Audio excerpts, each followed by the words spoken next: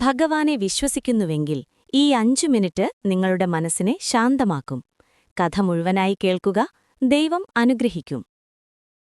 ഒരു ചെറുഗ്രാമത്തിൽ രമേശൻ എന്ന ഒരാൾ ജീവിച്ചിരുന്നു.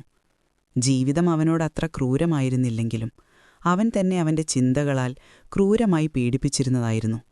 നാളെയെക്കുറിച്ചുള്ള പേടികൾ, ഇന്നലെ നടന്നതിനെക്കുറിച്ചുള്ള പശ്ചാത്താപങ്ങൾ, മറ്റുള്ളവരുടെ അഭിപ്രായങ്ങളെക്കുറിച്ചുള്ള ഭയം, ഇവയെല്ലാം ചേർന്ന് അവന്റെ മനസ്സൊരിക്കലും വിശ്രമിച്ചിരുന്നില്ല.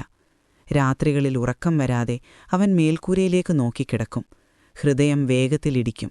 ശ്വാസം പോലും ഒരു ഭാരമായി പോലും തോന്നും. ഒരു സന്ധ്യയ്ക്ക് സൂര്യാസ്തമയം ആകാശത്തെ മൃദുവായ നിറങ്ങളിൽ തഴുകുമ്പോൾ അവൻ അറിയാതെ ഒരു പഴയ ശിവക്ഷേത്രത്തിലേക്ക് നടന്നു.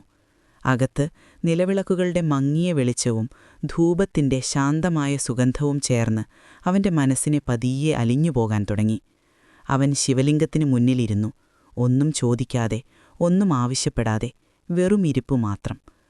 ആദ്യം ചിന്തകൾ കൂടുതൽ ശബ്ദത്തോടെ പൊട്ടിപ്പുറപ്പെട്ടെങ്കിലും അവൻ അവയോട് പോരാടിയില്ല. ശ്വാസം ഉള്ളിലേക്ക് വരുന്നതും പുറത്തേക്ക് പോകുന്നതും ശ്രദ്ധിച്ചു. അതിനിടയിൽ ഭഗവാനെ കാണാൻ വരുമ്പോൾ ആദ്യം നമ്മളെ തന്നെ കാണണം എന്ന വാക്കുകൾ അവന്റെ ഉള്ളിൽ പതിഞ്ഞു. അവൻ കണ്ണടച്ച് ഓം നമഃ ശിവായ ജപം ഹൃദയതാളത്തിനൊപ്പം ചേർത്തപ്പോൾ ഓരോ ജപത്തിനും കൂടെ ഉള്ളിലെ കുരുക്കുകൾ പതിയെ അഴിയുന്ന പോലെ തോന്നി.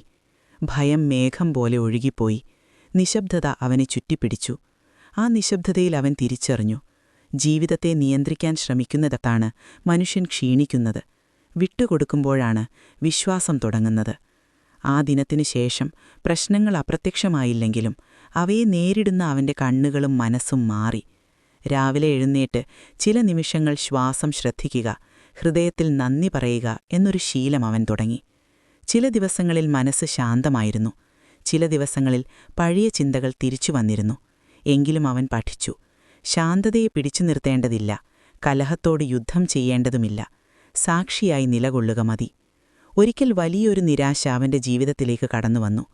പ്രതീക്ഷിച്ച ഒരു കാര്യം പൂർണ്ണമായി തകർന്നപ്പോൾ അവൻ രാത്രി വീട്ടിലെ ചെറിയ മുറിയിൽ ഒരു വിളക്ക് തെളിച്ച് കണ്ണീരോടെ പറഞ്ഞു, ഭഗവാനെ, എനിക്കെല്ലാം മനസ്സിലാകണമെന്നില്ല, പക്ഷെ നീ കൂടെയുണ്ടെന്ന വിശ്വാസം എനിക്ക് മതി. പ്രശ്നം മാറിയില്ലെങ്കിലും ആ നിമിഷം അവന്റെ ഹൃദയത്തിലെ ഭാരം കുറഞ്ഞു. ദിവസങ്ങൾ കടന്നപ്പോൾ വീട്ടിലും ജോലിയിലും അവന്റെ മാറ്റം എല്ലാവർക്കും തോന്നി. അവൻ കൂടുതൽ കേൾക്കാനും കുറച്ച് സംസാരിക്കാനും തുടങ്ങി. അവന്റെ നിശബ്ദത തന്നെ മറ്റുള്ളവർക്ക് ആശ്വാസമായി. നിനക്കിത്ര സമാധാനമെങ്ങനെ എന്ന് ചോദിച്ചപ്പോൾ അവൻ പുഞ്ചിരിച്ചു പറഞ്ഞു, ഞാൻ ജീവിതത്തെ മാറ്റിയില്ല, എന്റെ മനസ്സിനെ ശാന്തമാക്കി. അപ്പോൾ അവൻ വ്യക്തമായി തിരിച്ചറിഞ്ഞു, ഭഗവാൻ അകലെയല്ല, നമ്മൾ ശാന്തരാകുമ്പോൾ അടുത്താകുന്ന സാന്നിധ്യമാണ്. ഭക്തി വാക്കുകളിലല്ല, ദിവസേനയുടെ ജീവിതത്തിൽ കരുണയായും ക്ഷമയായും നന്ദിയായും ജീവിക്കുമ്പോഴാണ് യഥാർത്ഥ പൂജ. ഒരു സന്ധ്യയ്ക്ക് വീണ്ടും ക്ഷേത്രത്തിലിരിക്കുമ്പോൾ നീ പുറത്തു തിരഞ്ഞതെല്ലാം നിന്റെ ഉള്ളിലായിരുന്നു എന്ന ബോധം അവനിൽ ഉദിച്ചു. അവൻ കണ്ണടച്ചു. ശ്വാസം പതുക്കെ, സമയമില്ലാത്ത ശാന്തതയിൽ ലയിച്ചു. ഇന്നിതാ ഈ കഥ നിങ്ങൾ കേൾക്കുന്ന ഈ നിമിഷവും അതിന്റെ ഭാഗമാണ്. നിങ്ങൾ എവിടെയിരുന്നാലും ശരീരം അല്പം ശാന്തമാകുന്നതായി ശ്രദ്ധിക്കൂ. ശ്വാസം ഉള്ളിലേക്ക് വരുമ്പോൾ അനുഗ്രഹമെന്ന് കരുതൂ. പുറത്തേക്ക് പോകുമ്പോൾ ദിവസമൊക്കെയായി ചുമന്ന ഭാരം വിട്ടുകളയുന്നു എന്ന് അനുഭവിക്കൂ. ജീവിതത്തിലെ എല്ലാ ഉത്തരങ്ങളും ഇന്ന് തന്നെ കിട്ടണമെന്നില്ല. ചില കാത്തിരിപ്പുകൾ നമ്മളെ ശിക്ഷിക്കാനല്ല, ഉള്ളിലെ ശക്തി ഓർമ്മിപ്പിക്കാൻ തന്നെയാണ്. നിങ്ങൾ അനുഭവിച്ച വേദനകൾ നിങ്ങളുടെ ദുർബലതയല്ല, നിങ്ങൾ ഇപ്പോഴും നിലകൊള്ളുന്നതിന്റെ തെളിവാണ്. ഭഗവാൻ നിങ്ങളെ മറന്നിട്ടില്ല. നിങ്ങളുടെ ശബ്ദം കേൾക്കാൻ അവൻ ചിലപ്പോൾ മൗനം തിരഞ്ഞെടുത്തതത്രേ. ഈ മൗനത്തിലാണ് ഹൃദയം ശാന്തമാകുന്നത്, ചിന്തകൾ അകലുന്നത്, വിശ്വാസം ഉണരുന്നത്. നിങ്ങൾക്കൊന്നും തെളിയിക്കേണ്ടതില്ല, ആരെയും സന്തോഷിപ്പിക്കേണ്ട ബാധ്യതയുമില്ല. ഈ നിമിഷം ജീവിക്കുന്നത് മാത്രം മതി.